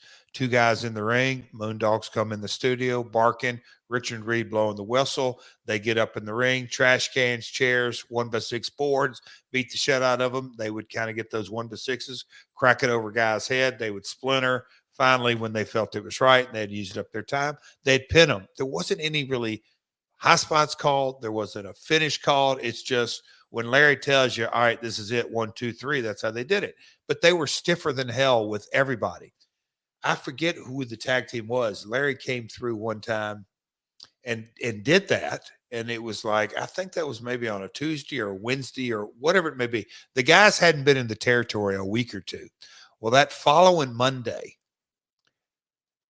we had a Moondog Battle Royal, I think, if you will. And that is where everybody got to bring a weapon to the ring, a trash can, a chair, a chain. And we had a bunch of gimmicks back, whatever, but it was a Moondog Battle Royal, and guys would come in staggered. I think it's all that. But anyway, this guy came in and he was just hell bent that, okay, Larry kicked the shit out of me twice last week, and he took liberties with me. I'm just going to take some liberties with him. Conrad, he rolled in the ring. Eric Embry, I'll never forget this, because he came back to Nashville and he was helping book in Texas, and I don't know what it was, but he got in the studio and he said, Jeff, he said he hit Larry 32 times in the face in a matter of, he timed it however many seconds. And he said they were all stiff shots. And he said they left. And Eric, I don't think, was in the battle royal, because he said when the crowd hushed and they knew a shoot was going on in the ring, and the guy rolled out of the ring after he had beat the shit out of him, he went to the back. His partner was already in the car. He came through the curtain, got in his car. We never saw him again. So there have been receipts many, many times. Having the office say, take care of it. Did you ever hear about that in Memphis? No. The world class WCW? Not really the office where the office take care of it. Many stories I've heard through the years is that the boys will police the boys. I've seen those kind of cases. I think when the office, you just kind of get into now look, years ago, I think that was the norm. You had that's where the term shooter came from. You had a pistol not a real pistol, but you had a guy in the territory who, what did they call him back in the days? A hooker. He could hook you. Yeah, the hooker and the shooter. Yeah. Yeah. That was kind of their job. Somebody came through that you thought, okay, this guy's getting a little out of hand, a little salty.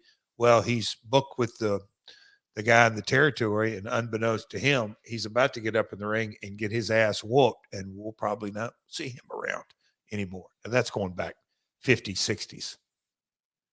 When you think about old school wrestling like that, like a Luthez type guy, do you think he'd be impressed with modern wrestling?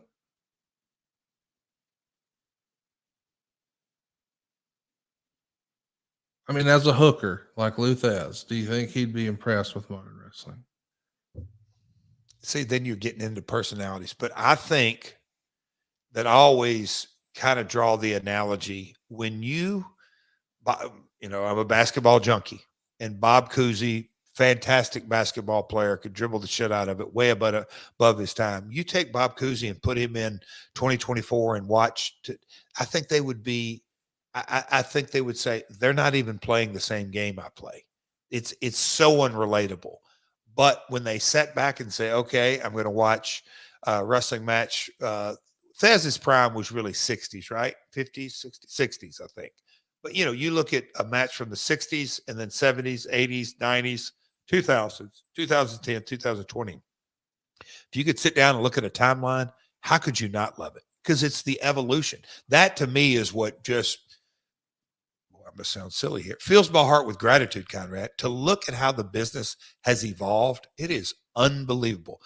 Now, do I think things can be tweaked here and there? Yeah, but at the end of the day, businesses never go back. You're not putting the toothpaste back in the tube. So it's very, very cool to see how things evolved. Specifically, Lou Thez, I didn't know him well enough to know. I don't know if he's, there's a lot of old timers that are bitter and angry and back in my day and don't accept change and kind of actually literally die off a very sour death. And I think that's one of the saddest things of all. Hell, enjoy it, man. Speaking of enjoying it, if you'd like to enjoy a hooker, can I recommend BlueChew.com? Bet old Lou Thez will be impressed with that. You can show Lou what working stiff is like in 2024. Working strong style. Hey, Blue Chew's the real deal. It's an online service. Delivers you the same active ingredients as Viagra, Cialis, and Levitra, but at a fraction of the cost and in a chewable form. The process is simple, too. You'll just sign up at BlueChew.com. You'll consult with one of their licensed medical providers, and once you're approved, you'll receive your prescription within days.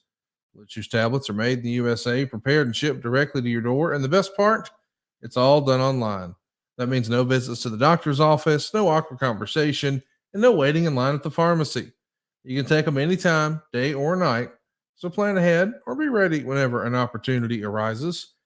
Blue Chew's a day one sponsor for us guys. It's the real deal. And they've stuck with us all these years because it really, really works. I want you to try it. I mean, they can't make it any easier. They're going to give it to you for free. I'm going to tell you how in just a minute, but serious business. Your wife would love it. Your partner would love it. You're going to love it.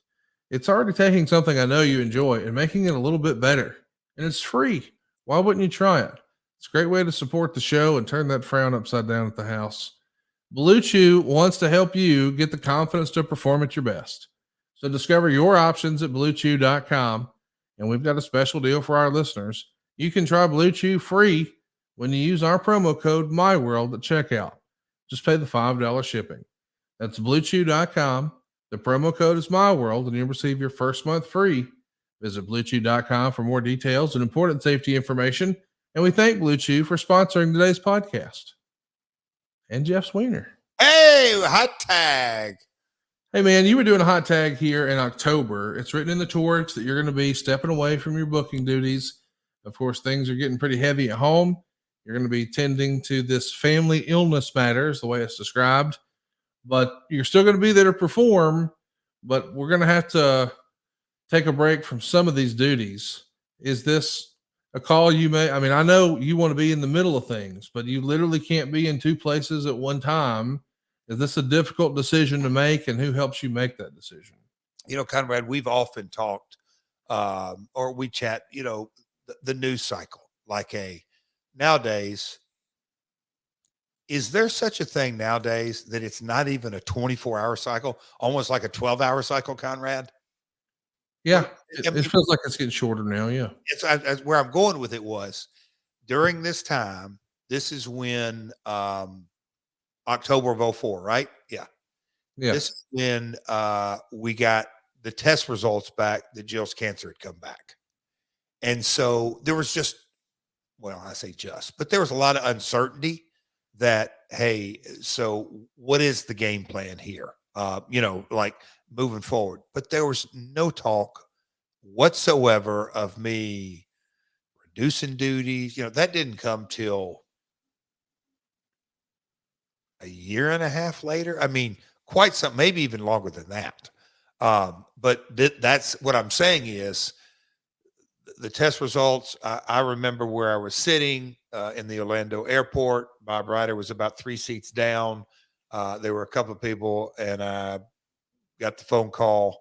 Just the setting. But no, that was what this news cycle was that made the sheets. But again, it's hard, I think, nowadays, even for me and you, Conrad, and we live back in these times, for people to understand no X, no Instagram, no Snapchat. The websites. Yeah, there were a lot of stories that would come up on Tuesday off Monday Night Raw, but the news cycle was so much slower, just exponentially slower than it is today. And this was a part of the news cycle that it just wasn't true. I want to ask you a little bit about this TSN situation. It's written in the Figure Four, which is Brian Alvarez's newsletter, that seemingly TNA had a deal to air their program on TSN in Canada. And as the story goes, Scott D'Amore does a radio show. It's Don Callis's wrestling radio show. So Scott D'Amore calls into Don Callis's show and sort of leaks the information that TNA is about to be on TSN. And I guess the president of TSN, Phil King, is super pissed when he hears that this has been leaked. And Carl DeMarco, who's the president of WWE Canada, calls TSN and is going crazy, saying that, you can't air that show. This is obviously devastating news to TNA. How much of this is real? Is that really what happened? Can you tell us what the details on this are? What, Uncle Dave Silva, I know you're waffle stomping over there, but make a note of this. We've talked about having D'Amore on one of our YouTube specials. Yeah. We can let's ask him this. He'll have a probably better recollection on this. But, and Conrad, we could probably Google this, but I vaguely remember a scenario that I believe the Fight Network was being launched in this time frame, and that we were going to get now look, Fight Network, for those who don't know, not FITE, it's FIGHT Network out of Canada, which is the predecessor to Anthem Sports and Entertainment, who now owns. They were early adopters of TNA, huge fans of TNA. It was a great partnership, and it had something to do with us getting a clearance in this time frame. And look, WWE on TSN and all that. It was obviously a news story and a big news cycle and all that. But Conrad, I wish I remembered the details a lot better than I do. But I just don't think we had TSN clearance. I think it was more talking about a Fight Network clearance in Canada and Fight Network's relationship with TSN. I may be way off, but that's the best I can recall. Let's talk a little bit about Lex Luger. It's written that he comes in for the October 26th show. And well, here's what Dave Meltzer wrote. The way we heard the story was Luger had contacted them saying he was clean and wanted a fresh start. They said they'd give him a chance. All we know is the bus is taking the wrestlers to the park, and it had to be delayed 45 minutes because they were waiting for him. And he had not been written into the show and was actually gone before the filming even started. But he's expected to be with the company. What do you remember of this? I love hearing that Lex Luger's reaching out looking for work, but I hate to see that seemingly he's rubbing guys the wrong way kind of right away. I think this was one of those hiccups. It never got off the ground. Because he did one or two shots at the Asylum, but now kind of moving into this, and I don't think he was at the best spot in his life, and I can relate so well. But this is a set of circumstances that I don't believe the relationship ever got off the ground this go around. We also would see Mark Marrow. He'd be backstage a week later. He'd be in the backstage area, and I guess he even worked a show for you guys as Johnny B. Bad. Yep. Which I didn't even remember happened, but it does happen on November 2nd. And he beats Vito Tomaselli, which is a name I hadn't heard in a long time.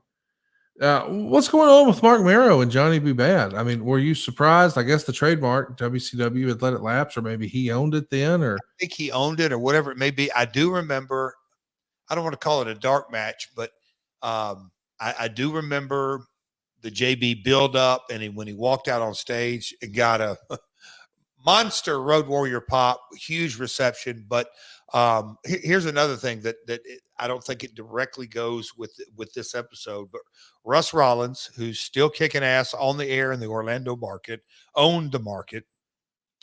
He was so strong down there. We eventually did something, me and Dusty and Russ and Mark, and I think this was kind of the building of that situation that, again, Mark and Russ Rollins, the Orlando jock, were tight and buddies, and I think this was the budding of that relationship. Mark wasn't really looking to get back into the industry at the time, to my knowledge. we should also mention Johnny Devine. He's pretty upset that on WWE programming, John Cena has been stabbed on SmackDown. And I guess he feels like that creative is a little too close to home for what actually happened to him. And Meltzer even said when he first saw it, he thought the same thing. What do you make of that? That Johnny Devine was stabbed in real life, and not too terribly long after that, they did it on WWE. Is that curious timing to you? See, you have to sit and believe. If I'm going to believe it once, there are no coincidences in life, only convergences, because Johnny's situation was super serious, big time. But I just, what would be the upside? And I'm talking about as a brand of the WWE, what would be the upside to have Cena, your top guy, get stabbed, to even shine a light on TNA in any shape, form, or fashion? I just don't see that, but I may be wrong. Let's talk about a report from the Observer. It says there are people internally, most notably Jimmy Hart, who are negative about the promotional campaigns of videos knocking WWE. The video work by David Sahadi is great, trying to push the first show as the dawn of a new era, and the old world is ending in a new beginning. Only problem is when the biggest stars to the public on the show are Hall, Nash, and Piper, none of whom are doing media to promote this. The fact that there are unknown good workers doesn't mean much.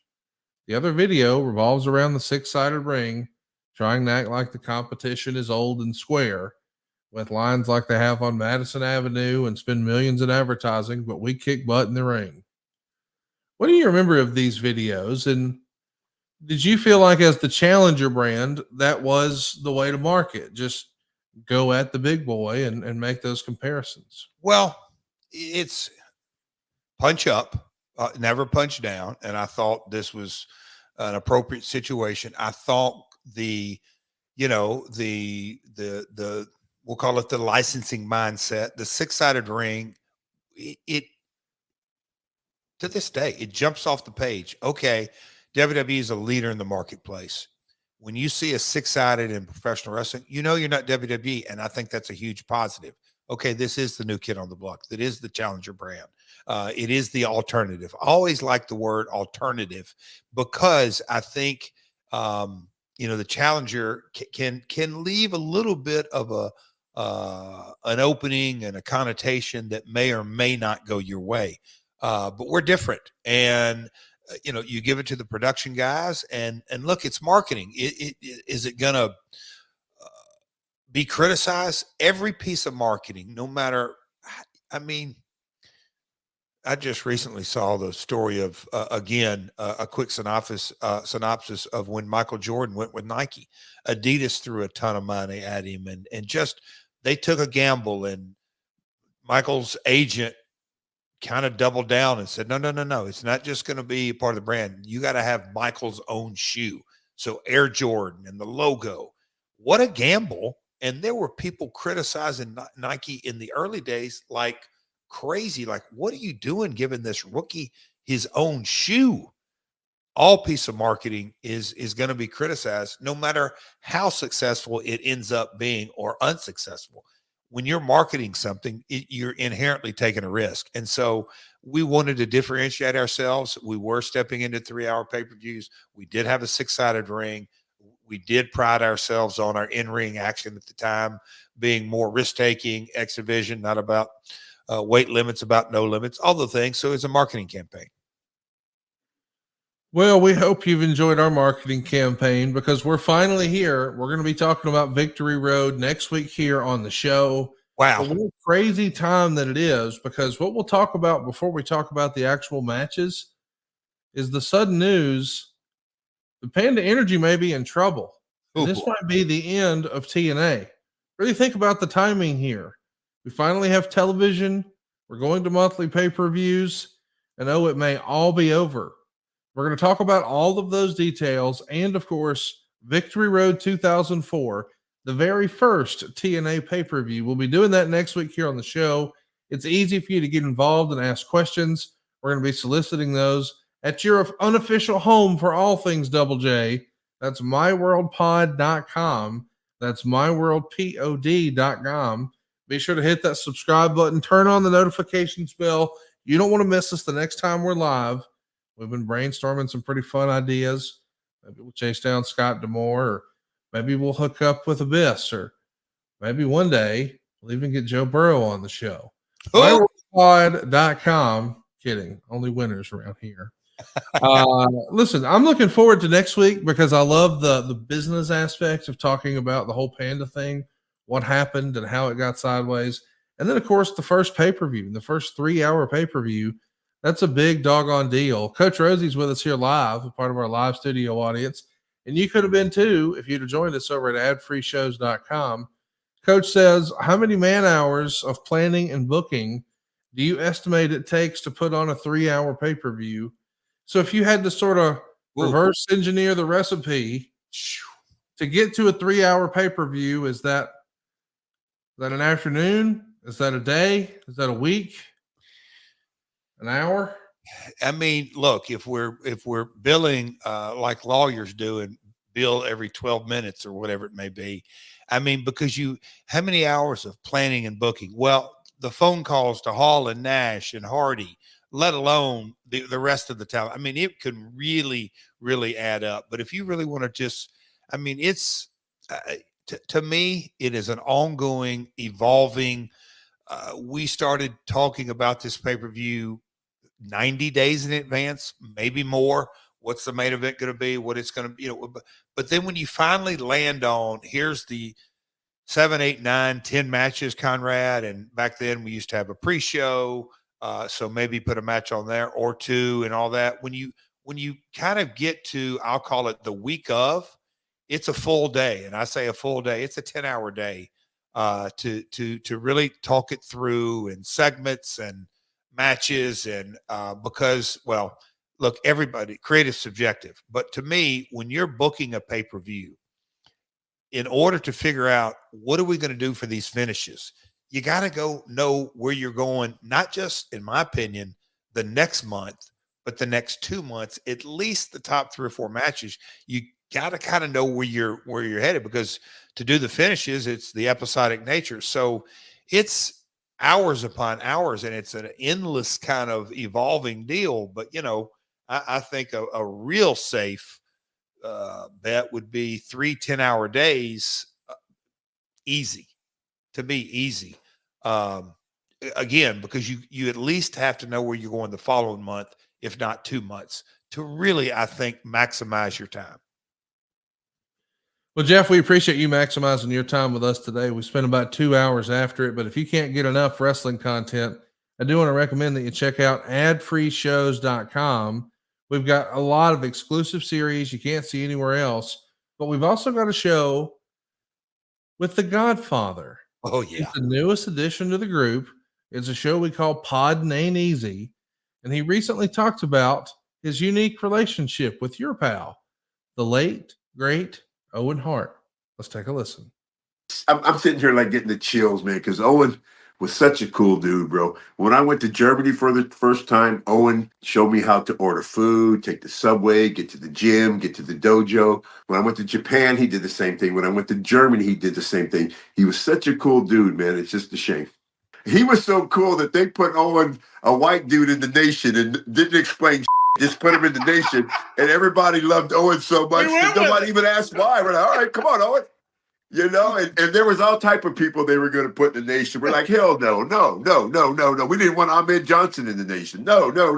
Right? And when it came to Owen, we're like, oh, yeah, come on. Cool, come on. What a great story. Oh, my gosh. I want you to go check it out, man. There's something for everybody at adfreeshows.com. Check out all these exclusive series. Left to Right, it's Lex Luger. It's Godfather. It's Tully Blanchard. It's Mike Chioda. It's Nick Patrick. It's David Crockett. It's Sam Adonis. It's our man, the former Harvey Whippleman. It's Downtown Bruno. It's the Blue Meanie. It's Lash LaRue. And how about right now, you can get 25% off your first month when you join us at adfreeshows.com and use the promo code MyWorld25. Wow. That's 25% off your first month. Use our promo code MyWorld25 at adfreeshows.com. Jeff, there's more than 100,000 hours of bonus content, including all the conversations with Conrad. And I mean, we got some folks. We got your dad before he passed away. We got his last major interview. We got Jim Crockett's last major interview. There's all this and so much more, including what's probably going to be the last interview with Jim Hurd. I mean, when was the last time you heard anything from Jim Hurd? I think that was it. Go check it out. It's adfreeshows.com. Jeff, I had fun with today's episode, man. We didn't even get to talking about the actual pay-per-view, but there's so much going on. Unbelievable. You all right? Yeah, just, and I kind of knew looking at the research, and there was, look, I think I text Silva today. I'm like, man, I'm halfway through this, and we have so much meat on the bone and so many ins and outs and stories, and I jarred my brain. I love this stuff. Just digging into it, peeling the layers of the onions back. It's kind of what my world's all about. When we finally get to the pay-per-view, I got a couple of nuggets of stories on there we share. And the Panda situation is definitely it's a cliffhanger for sure, pal. But no, as you say, never know what to expect when we sit down to record. But the prelude or the build-up, the transition from Fox Sports Net to the first 3-hour pay-per-view. Conrad, just looking back on that, the bottom line of TNA, really, this is prior to Spike and all that, but having that studio in Orlando and being able to create content, but for little, except a little more talent and more staffing, we got to run a pay-per-view every month there, those monthlies. It really affected our bottom line in a positive way. Cool stuff. This was show one of that. I can't wait for us to pick up the pieces and talk about more of that next week. In the coming weeks, we'll be talking about Raven, Survivor Series 94, Turning Point 04, Abyss again. I can't believe that's real. We'll talk about you coming back to TNA in 2009. We'll spend a little more time talking about the American Dream, Dusty Rhodes. We're going to talk about the end of 1987, and we're going to review the year in Jeff Jarrett. A lot of fun stuff coming your way. If you haven't already, go hit that subscribe button at myworldpod.com. Be sure to watch Alabama kick the shit out of LSU, and we'll see you next week right here on My World. Peace. Hey, it's Conrad Thompson here to tell you a little more about what adfreeshows.com is all about. Get early, ad-free access to more than a dozen of your favorite wrestling podcasts every single week, starting at just $9. That's less than 20 cents an episode each month. And yes, you can listen to them all directly through Apple Podcasts or your regular podcast apps. How easy is that? Ad-free shows also has thousands of hours worth of bonus content and docuseries like Title Chase, Eric Fires Back, Conversations with Conrad, and The Insiders. Plus new series like The Book with David Crockett, Monday Mailbags with Mike Chioda and Nick Patrick, and a whole lot more. And you want to talk about early? You can't get any earlier than listening to the shows live. you can be a part of the live studio audience as we record the podcast. Plus, ride shotgun alongside your favorite childhood heroes for live watch-alongs, Q&As, and other interactive experiences every single month. Come on now, see for yourself what thousands of other wrestling fans from around the world have discovered, that adfreeshows.com is the best value in wrestling. Check it out today, and hey, when you do, the first week is completely free. adfreeshows.com.